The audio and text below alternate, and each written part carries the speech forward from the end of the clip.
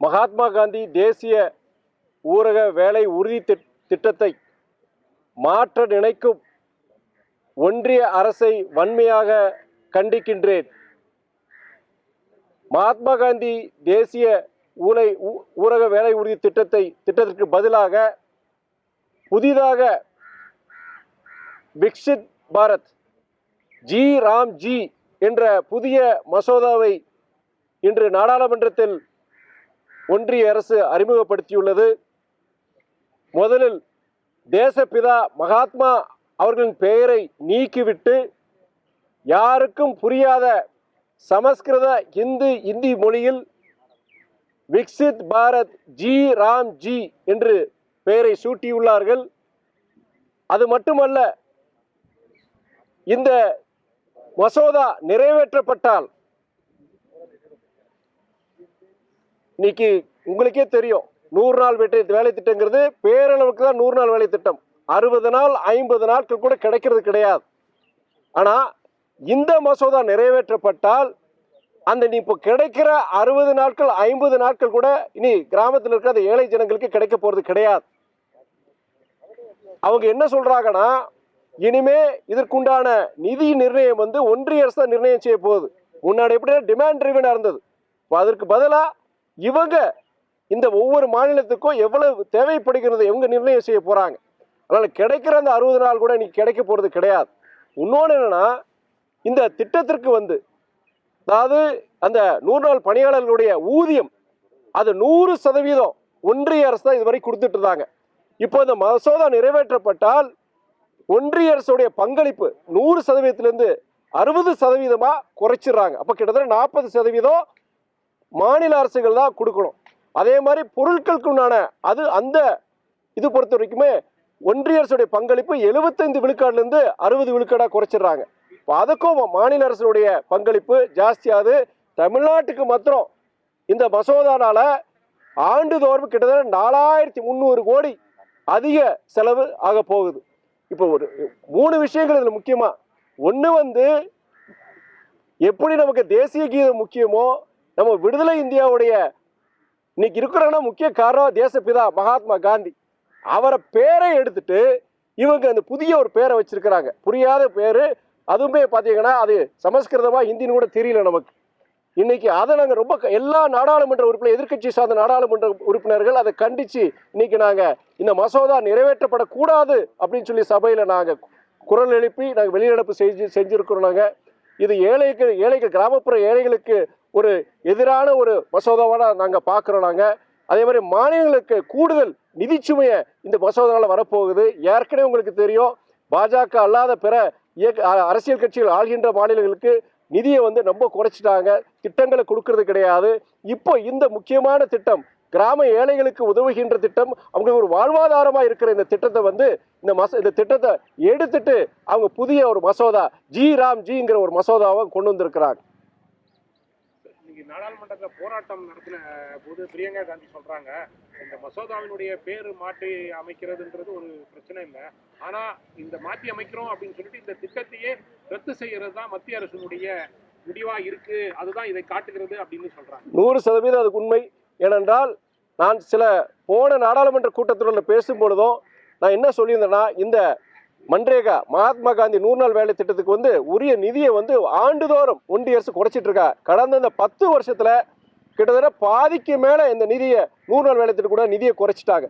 நான் கன்னியாகுமரி சென்னை வரைக்கும் பல கிராமங்களுக்கு போகும்போது ஏழை தாய்மார்கள் எங்கிட்ட கேட்குற ஒரே கேள்வி, ஐயா இந்த 100 நாள் வேலை திட்டத்துக்கு முன்னாடி மாதிரி இல்லையா, முன்னாடியெல்லாம் 80 நாள் 90 நாள் எங்களுக்கு கிடைச்சிட்டு இருந்தது, இப்போ எங்களுக்கு 50 நாட்கள் 60 நாட்கள் கூட கிடையாதுயா, அதை நம்பியாவே நாங்கள்லாம் இருக்கிறோம், வேற ஒன்றும் இங்கே கிடையாதுயா, வருஷத்தில் விவசாயம் 3 மாதம் 4 மாதம், அதுக்கு மேலே இங்கே விவசாயம் கிடையாதுயா, அதுக்கு ஏதாவது சொல்லுங்கன்னு சொல்லும்போது இது ஒன்றிய அரசு சார்ந்த ஒரு திட்டம். இது குறிப்பாக நம்முடைய மாநில அரசு, தமிழ்நாடு அரசு, நம்முடைய தமிழ்நாட்டை சார்ந்த முக்கியமான கட்சிகள், திராவிட முன்னேற்ற கழகம் உட்பட, மதிமுக உட்பட, காங்கிரஸ் உட்பட அனைத்து இயக்கங்களும் இந்த மகாத்மா காந்தி 100 நாள் வேலை திட்டத்துக்கு உரிய நிதியை ஒன்றிய அரசு வழங்க வேண்டும், நாங்கள் தொடர்ந்து போராடிட்டு தான் இருக்கோமா அப்படின்னு அவர் சொல்ற உண்டு. இப்போ என்னன்னா, நம்ம காங்கிரஸ் தலைவர் அவங்க சகோதரி பிரியங்கா காந்தி சொல்ற மாதிரி அவங்க ஏன் இந்த திட்டத்தை வெறுக்கிறாங்கன்னா, முதல்ல மகாத்மா காந்தி அவருடைய தேசப்பிதா அவர் பேர்ல இருக்கிறதுனால தான் முதலே அந்த வெறுப்பு. அதனால தான் திட்டத்தை படிப்படியா திட்டத்துக்குள்ள நிதியை குறைச்சாங்க. இப்போ திட்டத்தையே அவங்க திட்டத்தை அகற்றிவிட்டு புதிய ஒரு மசோதா கொண்டு வர்றாங்க. இது என்னன்னா தேசப்பிதா மகாத்மா காந்தி மேல இருக்கிற அவங்களுடைய வெறுப்பையும் கோட்சே மேல இருக்கிற அந்த நேசிப்பு தான் இது வந்து வெளிக்காட்டுகின்றது. ஏற்கனவே தமிழ்நாடு போன்ற அந்த எதிர்க்கட்சிகள் ஆளும் மாநிலங்களுக்கு நிதி ஒதுக்கீடு செய்வதில் வந்து பாரபட்சம் இருக்கு. இந்த நிலையில இப்ப வந்து கூடுதலாக நிதி சுமையை வந்து மாநில அரசுகள் மேல வந்து மத்திய அரசு போடுகிறது. இதை எப்படி? நான் ஏற்கனவே இந்த இன்டர்வியூல நான் சொல்லியிருக்கிறேன் நான். அதாவது இந்த புதிய மசோதால வந்து கிட்டத்தட்ட ஒன்றிய அரசுடைய பங்களிப்பை வந்து 100%லிருந்து 60% ஊதியத்தில் குறைச்சிருக்கிறாங்க. அந்த பொருட்செலவுல என்னன்னா கிட்டத்தட்ட 75%, 60% குறைச்சிருக்கிறாங்க. இந்த ஒன்றிய அரசுடைய அந்த நிதி பங்களிப்பு வந்து குறைக்கிறதுனால எல்லா மாநிலங்களுக்கும் அந்த நிதி வந்து சுவை அதிகமாக போகுது. குறிப்பா தமிழ்நாடு போன்ற மாநிலங்கள் ஏற்கனவே வந்து உங்களுக்கு நிதி பற்றாக்குறை இருக்கு. காரணம் நீங்க சொல்ற மாதிரி தமிழ்நாட்டுக்கு உண்டான நிதியை கொடுக்கறது கிடையாது. இப்போ இதனால மாத்திரம் கிட்டத்தட்ட 4300 கோடி வந்து தமிழ்நாட்டுக்கு கூடுதல் நிதி சுமை. இதுல என்னன்னா பெரிய கஷ்டம் என்னன்னா, நாளைக்கு என்ன சொல்ல போறாங்க, தமிழ்நாடு அரசாங்கம் வந்து செய்யலை அப்படின்னு ஒரு பழியை நம்ம மேலே போட போகிறாங்க. ஆனால் இருந்தாலும் இது வந்து என்னன்னா ஒட்டுமொத்த இந்தியாவுக்கும் ஏழை மக்களுக்கு எதிரான ஒரு மசோதா நாங்கள் பார்க்குறோம். தமிழ்நாடு மாத்திரம் கிடையாது, இந்தியாவில் இருக்க அனைத்து கிராமப்புற ஏழை மக்களுக்கு எதிரான ஒரு மசோதா. மகாத்மா காந்தி அவர்களோட பேரில் வந்து அந்த திட்டமுடைய உன்னதமான நோக்கம் என்னன்னா, கிராமப்புறத்தில் இருக்கிற ஏழை மக்கள் குறிப்பாக தாய்மார்கள் அவங்களுக்கு வந்து வேற வாழ்வாதாரமே கிடையாது, விவசாயங்கள்ல தொழிற்சாலைகள் கிடையாது, எதுவும் கிடையாதுன்னா இந்த 100 நாள் வேலை திட்டத்தை வச்சுதான் ஒவ்வொரு வீட்லையும் அடுப்பெரியுது. அதுக்கு வந்து இன்னைக்கு ஒரு பெரிய ஒரு ஆபத்து ஏற்பட்டிருக்கு. கிராமப்புற மக்கள் ஏழை மக்களை வஞ்சிக்கிற ஒரு மசோதா நான் பார்க்கிறேன். நான் தேர்தல் 5 மாநிலங்கள்ல வர இருக்கு. தமிழ்நாடு, கேரளா, புதுச்சேரி போன்ற மாநிலங்கள்ல வர இருக்கின்ற சூழ்நிலையில இந்த மசோதா வந்து நிறைவேற்றப்பட்டிருக்கு. நீங்க சொன்னீங்க ஏழைகளை இது மிகவும் பாதிக்கும் அப்படின்னு சொல்லியிருக்கிறீங்க. இந்த மசோதா இந்த நேரத்தில் தாக்கல் செய்யப்பட்டிருக்கின்ற இந்த சூழ்நிலையில இந்த தேர்தல் வர இருக்கின்ற மாநிலங்கள்ல இது ஒரு பெரிய பாதிப்பை பாரதிய ஜனதா கட்சி தலைமையிலான அந்த கூட்டணிக்கு ஏற்படுத்துமா இல்லையா? அதாவது ஒன்றிய அரசு குறிப்பாக பாஜக பொறுத்த வரைக்கும் அவங்க இந்த கிராமப்புற ஏழை மக்களுக்கு எதிரான இது மாதிரி விஷயங்கள் செஞ்சுருக்கிறாங்க. ஆனால் அவங்க வந்து என்னென்னா வளர்ச்சி அரசியல் செய்யாமல் வன்முறை அரசியல் அவங்க செய்கிறாங்க. குறிப்பாக என்னென்னா இன்னைக்கு இது மிகப்பெரிய விஷயம். இன்னைக்கு பல கிராமங்கள் இருக்கிற ஏழை மக்களுக்கு ஒரு அதிர்ச்சி ஊட்டுற ஒரு தகவல் தான் இந்த தகவல். அவங்களுக்கு கிடைக்கிற அந்த 50-60 நாட்கள் கிடைக்கிறது போல கிடையாது. ஆனால் இந்த மாதிரி ஒரு விஷயங்களையும் செஞ்சுட்டு அதுக்கப்புறம் அவங்க எப்படின்னா திருப்பரங்குன்ற விஷயம் மாதிரி கொண்டு இஷ்யூஸ் அவங்க ரைஸ் பண்ணுறாங்க. அவ்வளோதான்.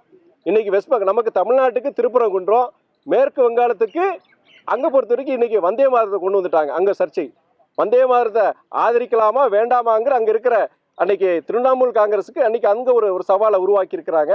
நம்ம ஊரில் இந்த திருப்பரங்குன்ற பிரச்சனையை வச்சுட்டு இந்துக்களுக்கும் இஸ்லாமியர்களுக்கும் ஒரு பிரச்சனை உருவாச்சு மத ரீதியான ஒரு அரசியல் பண்ணுவாங்க. அவ்வளவுதான். இதை எப்படி தேர்தல் நேரத்துல இந்தியா கூட்டணி கட்சிகள் வந்து எடுத்து செல்ல போகிறது? இல்ல, இது வந்து என்னன்னா இது எல்லா கிராமங்கள்ல இருக்கிற ஏழை ஜனங்கள்ல பாதிக்கிற ஒரு மிகப்பெரிய விஷயம். இதுல கட்சி பாகுபாடு இல்லாம இன்னைக்கு இந்த இஷ்யூ பொறுத்த மிகப்பெரிய ஒரு இது. அவங்க என்ன சொல்ல போறாங்கன்னா, இந்த திட்டம் புதுசா அறிமுகப்படுற இந்த மசோதால இருக்கிற நல்ல விஷயங்களை பத்தி சொல்லுவாங்க. ஆனா அதுல ஒண்ணு சொல்றாங்க, நாங்க 100 நாட்களை வந்து புது மசோதால வந்து 100 நாட்களை வந்து 125 நாளா நாங்க கூட்டியிருக்கோம்னு சொல்றாங்க. உங்க எல்லாருக்கும் தெரியும், மீடியா பீப்புள் உங்களுக்கும் தெரியும், கிராமத்தில் இருக்க அனைத்து மக்களுக்கும் தெரியும். இன்னைக்கு 100 நாள் வேலை திட்டம்னு சொல்றாங்களே, 100 நாள் வேலை 100 நாள் கிடைக்குதா? எல்லா கிராமங்கள், நான் போன எல்லா கிராமங்கள்லையும் பொறுத்த வரைக்கும் 50 நாட்கள் 60 நாட்கள் மேல எந்த கிராமத்திலையும் வேலை கிடைக்கிறதே கிடையாது. இப்போ ஒரு பொய்யான தகவல், நாங்க 100 நாள் பதிலாக 125 நாள் நாங்க கூட்டியிருக்குன்னு சொல்றாங்க. எல்லாமே போய். நீங்க கொஞ்சம் சில வருடங்கள்ல மொத்தத்திலேயே இந்த திட்டமே இருக்க போறது கிடையாது. இப்போதைக்கு அது மகாத்மா காந்தி அவருடைய பேரே எடுத்துட்டாங்க. இது வந்து ஒரு பாவர்ட்டி லெவல்ல கம்மியாக்குறதுக்கு ஒரு உறுதுணையா இருக்கும் அப்படின்னு நம்ம பார்க்கலாம். அது எப்படிங்க? ஏழை மக்களுக்கு முக்கியமான ஒரு பங்கு வகிக்கிறது இந்த திட்டம்.